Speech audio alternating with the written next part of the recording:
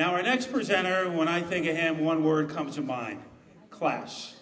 And we all wish we could look like him. Every announcer wishes they could sound like him. And he was one of the pioneers of television broadcasting in New England, one of the first sportscasters. And back in those days, he would actually give the scores, something that they don't do on the local news now. But in addition to his TV duties, everybody knows him, 36 years as voice of Riverside Park Speedway, and another 15 years as the voice of Stafford Motor Speedway, Rollie Jacobs. What a treat to be here with you all. I have the very pleasurable job of introducing to you Mario Mo Fiore. Now, would you believe that this slim, dapper lad is going to be 62 years in August? Boy, looks good, doesn't he? Tell me, Mario, have you heard from AARP yet? I want you to know, as you enter these senior years, be prepared. Your back goes out more often than you do, right? I know my wife and I have been married, well, let's see, 60 years on February 24th of this year. So that's a long time. But I got to tell you, Mary, things do happen when you're a senior. Just last week, I asked my wife, what do you say we go upstairs and make love? And she immediately answered, choose one, I can't do both. See what happens? You know, I could go on for a long time about Mario's career. You see a lot of it in the program, of course. But I got to tell you, he's got quite a background. Classy guy, and I think that's the way we all know Mario. I'm so pleased that he asked me to be here to induct him today. Now, for instance, Mario got to start racing slot cars way back when, that's right. And he had great success. He was only a youngster at the time, of course. His accomplishments are certainly many, and I think, too, Mario will remember those days when he sold photos at both Riverside and Westboro and made more money in that than in racing.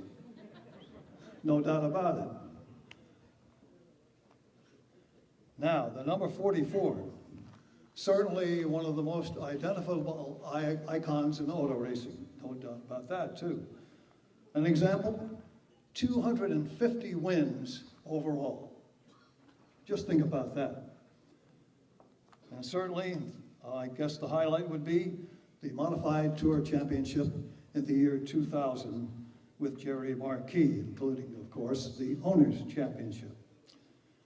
He won the Riverside Park track title 3 times. A tough accomplishment knowing the competition at that track. Twice he was the champion at Monadnock with his driver. 1 track title at Stafford. And 3 New Smyrna World Series titles.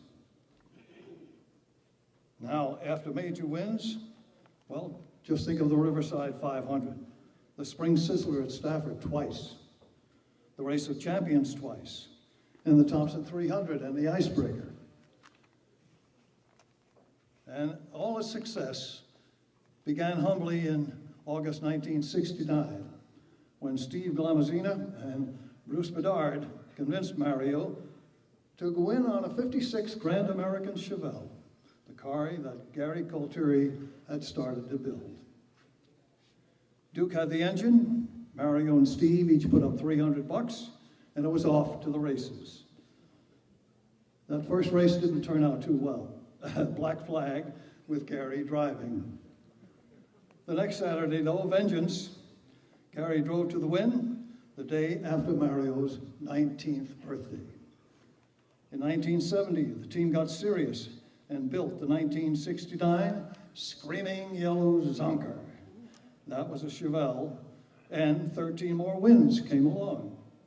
1972, it was into modified racing.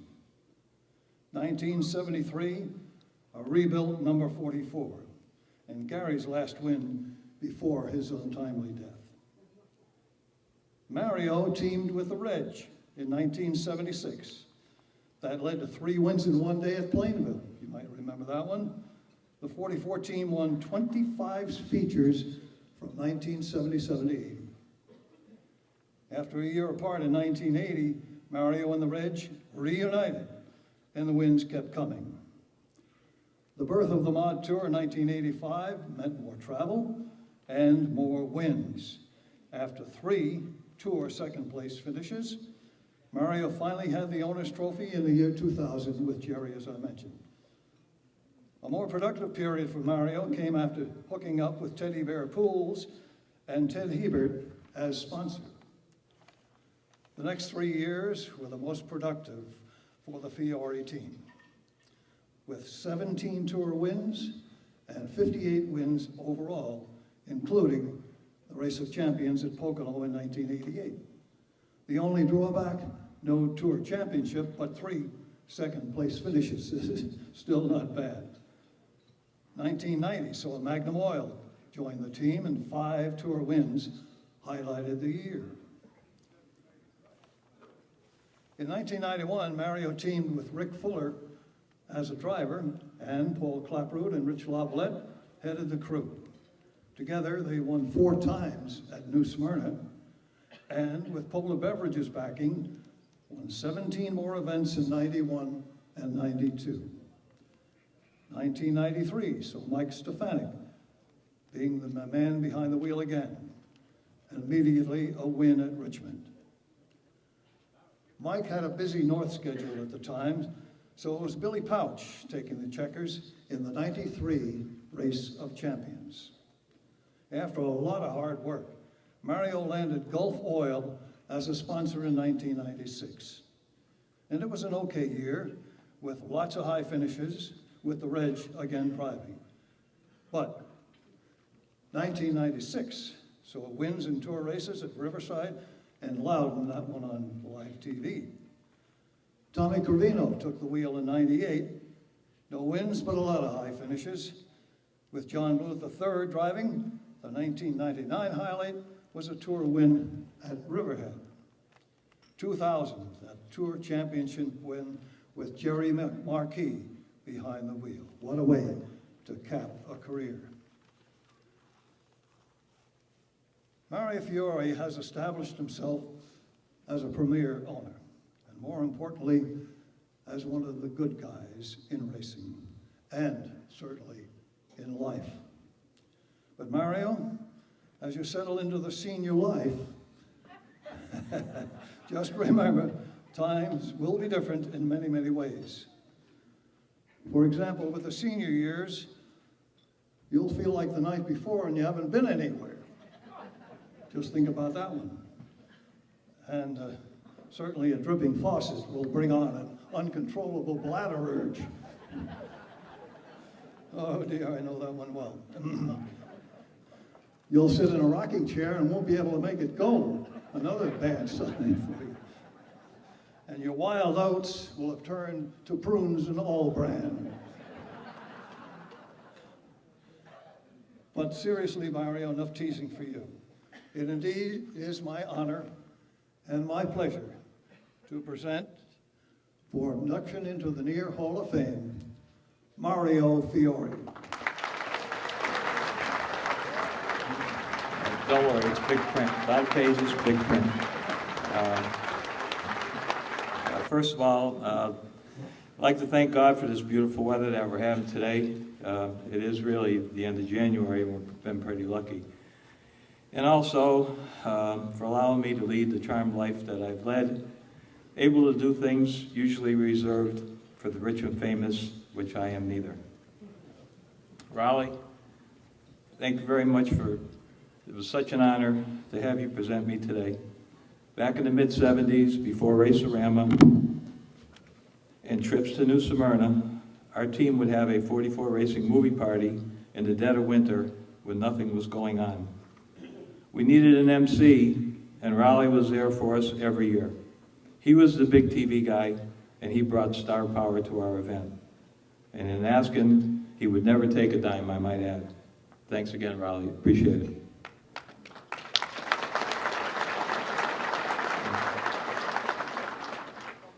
Well, it's been a long journey to get here to the Near Hall of Fame. Been more like an adventure, for sure. It all began, like the song by Bryan Adams goes, in the summer of '69. I had just completed my freshman year at Western New England, working the summer with my cousins at Local 999 and selling color race pictures on weekends at Riverside and Westboro. I was on a crash course to make the Forbes 400 list. So in August of '69, my buddies Duke Bedard and Steve Glamazina, also affectionately known as Fat Steve, approached me with an opportunity. Hey, you want to go in on a race car with us? Dookie got an engine, Steve got 300. We need 300 more because the car is $600. Plus we can get Gary Colturi to drive it. Well, sure, back then 300 was no problem. Today, not a shot. So the $300 investment started the ball rolling. By the way, we went our second time out at Westboro, but I'm not happy with the Goodyear tires that we had on that race car. They were freebies that we got from a friend, but really belonged on super speedways. So I voiced my displeasure with the rock-hard Goodyears, so Duke and Steve appoint me tire specialist. It's a nice title, but the tire specialist not only got to mount and size all the tires, you got to pay for them too. Next time out, we go to Riverside Park Tuesday night. We kick butt with 4 brand new M&Hs. At this time, I'd like to recognize my first 2 partners. They're both here today, Duke Bedard and Steve Glamazina. Could you please stand?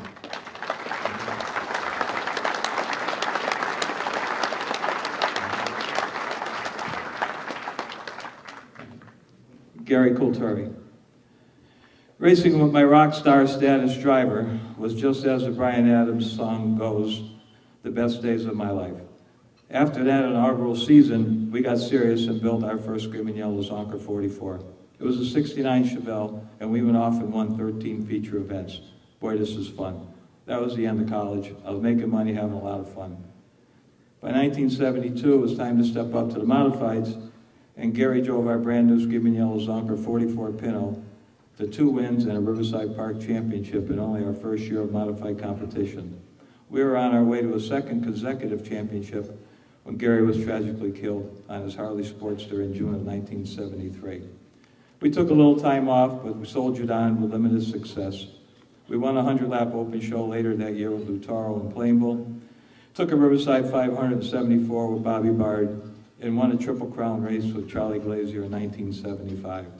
When Riverside closed for the season, we went to Plainville Stadium. But try as we might, we just couldn't beat Reggie Ruggiero.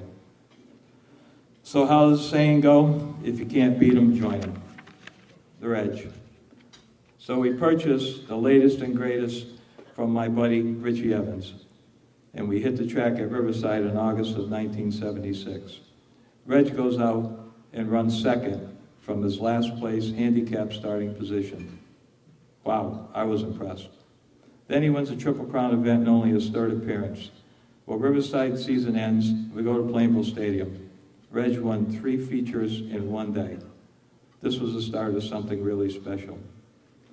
In our on-again, off-again relationship, I'd say we won well over 100 feature events in the 15 years that we raced together. But we always seemed hampered by a breakdown in communication. Rick Fuller, I can't leave Rick Fuller out because the 2 years he drove for us, being 91 and 92, he won a Sizzler, Icebreaker, Thompson 300, Riverhead Tour event, US Open, Richie Evans 100 Memorial, totaling 20 feature events. Jerry Marquis, what can you say? Jerry runs our 44 in a total of only 19 modified tour events and finished 1st or 2nd in an astounding 10 times, well over 50%. He capped it all off with a NASCAR Modified Championship in 2000, then came right back to win our Encore Performance feature event in 2001. All right, for Matt Buckler, we all heard enough stats. How about some reality stories, all true, about racing around the Northeast with little or no money, because there was never a resident millionaire at 44. How's this one? 4th of July weekend, 1983. Got a big schedule of events. We started off at the Ferrara 100 Stafford Speedway on Friday night, and the Reg wins it after starting dead last because of carburetor trouble in the heat and consi. Plus, we had our bar our way into that race. Then it's off to Oswego for the Independence 100. Reg wins again. This all sounds good, but me and the crew are stuck in upper state New York with $8,000 worth of checks and little or no cash. First time I ever hear the phrase, cash poor. So Sunday it's off to Shangri-La, Reg wins again. But Dale Camfield pays us off in cold hard cash. Man, did we party hardy. Then the Race of Champions, Flemington Fairgrounds, 1993. Everybody knows the rags to riches story that we had no driver. Call Billy Pouch. He wins the 43rd annual Race of Champions at Flemington, 1993. The rest of that story is, after that long weekend, I'm down to $35. And my crew got to eat, and we got to get back to Massachusetts. We had just won $16,600, but once again, cash poor.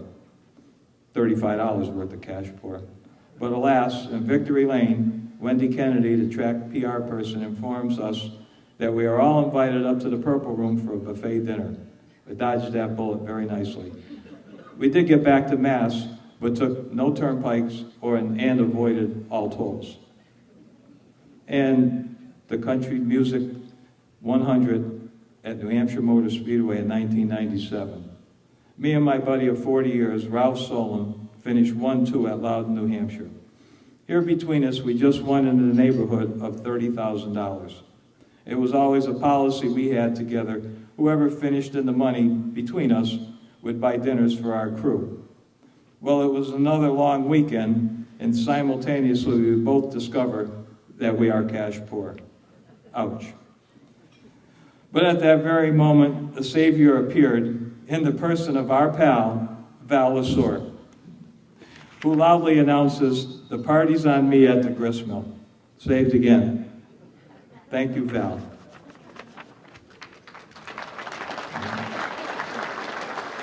And these are all true. I'm not making it up. So sponsors, how are we able to do all this racing and winning? Well, it was because of purse money, sponsor money, and product sponsors. Top of the list, Ted Hebert at Teddy Bear Pools. No matter what, we could always count on Ted when the going got rough, and it got rough often. The Ardolino family in New England uniform. That name adorned the side of our 44 from 1971 to 2001. Cliffy Nelson would always step up when he knew our team needed a little help, and he did it without any asking. Other major contributors were Miller Brewing, Polar Beverage, and of course, Gulf Oil.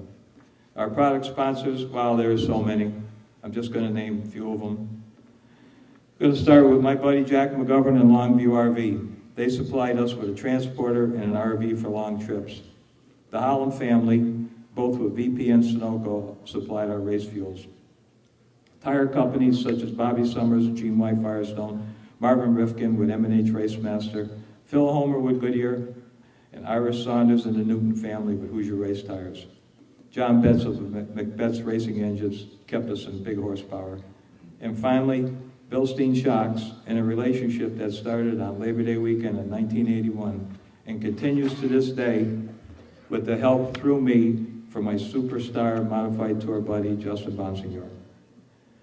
Some individuals that have passed on that I wish were here today had a lasting effect on our 44 race team. Number one, of course, would be Gary Colturi, who was our first driver, Marv Rifkin of M&H, and Jimmy Bosco of Commercial Tire, who helped our 44 team in its formative years. Big Dan VC of Danny's Market. Without his faith and confidence in our abilities, we'd have never reached the heights of motorsports that we did. His funding enabled us to compete at the highest level of modified racing. Richie Evans, whose friendship and guidance kept our team pointed in the right direction while we learned the ropes at this highest level of modified racing. Jay Nutsy Hunley, who was our first and most famous crew member. He was our truck driver for 30 years. And finally, two of my best friends, Ricky Miller and John Blewett III. Some of my crew members. I want to recognize some of the individuals that have passed through Racing 101 at 44 and have gone further in motorsports. Our first crew chief, Dave Sazarillo. Everybody knows him as Saz. He's now the proprietor of Johnson Chassis and keeps cars on track at Stafford, Thompson, and Monadnock Speedways. Next up was Marky Lyon, known to all as Sparky. Marky went from the print shop to our crew chief for the Teddy Bear Pools number 44 and helped orchestrate probably 100 wins in New England to Florida. He's now proprietor of Sparky's Mobile Wash, keeping all of Roger Penske's and Michael Waltrip's vehicles looking bright and shiny. Paul Clapper.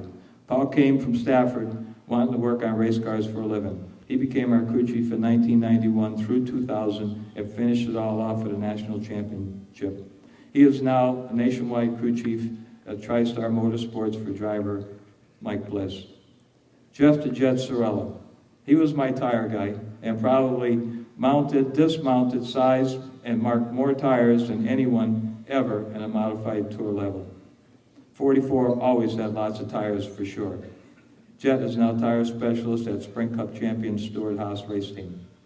And Brian Brady, for someone I could always lean on for suggestions in tire and race strategy. Even to this day, I value his advice. I was so proud of him that he engineered Glenn Reen's win in last fall's Thompson World Series, well deserved. My final thank yous. I got to thank the selection committee for putting me on the ballot of the final 16, and all the Hall of Fame members that voted to bestow this honor on me.